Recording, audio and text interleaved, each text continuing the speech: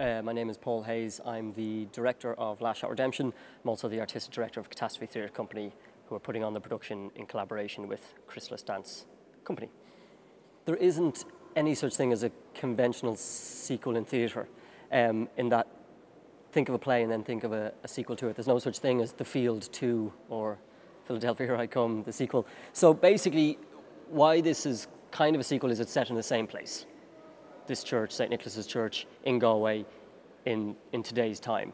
That's really where the similarities begin and end. It's also like the first one, I suppose, a dance and theatre show put together.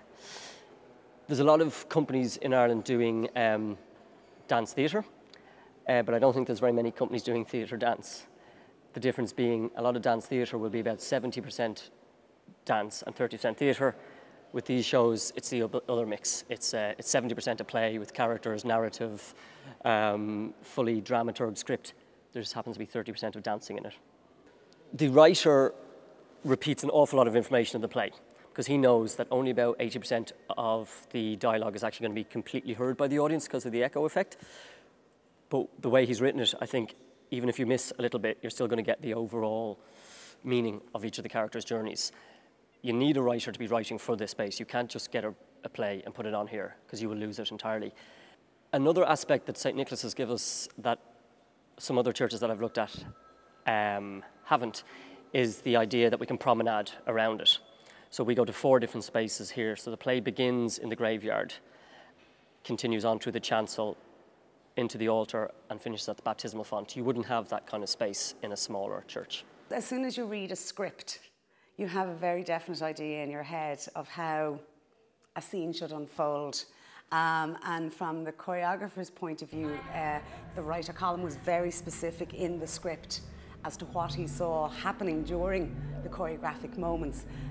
Obviously not telling the choreographer exactly how to do it, as it were, but the ideas he had, what, how it would be plot-driven, because all of the choreography is plot-driven also. The story continues. The whole play is based around an angel who has been frozen in time here for 200 years in St. Nicholas's Church.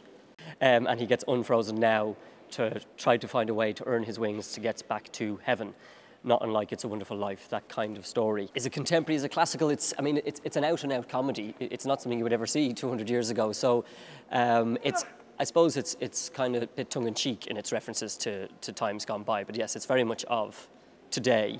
And you have that kind of duck out of water thing that you see in lots of films and plays of, an angel from 200 years ago doesn't know what an iPhone is, an iPhone becomes a major part of the play.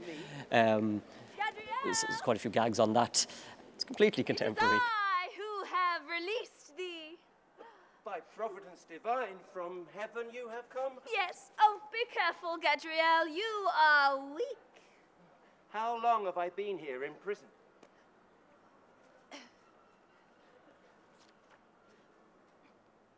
200 years have you been cast in stone afoot this plinth. 200 years? Take but one draught of this elixir,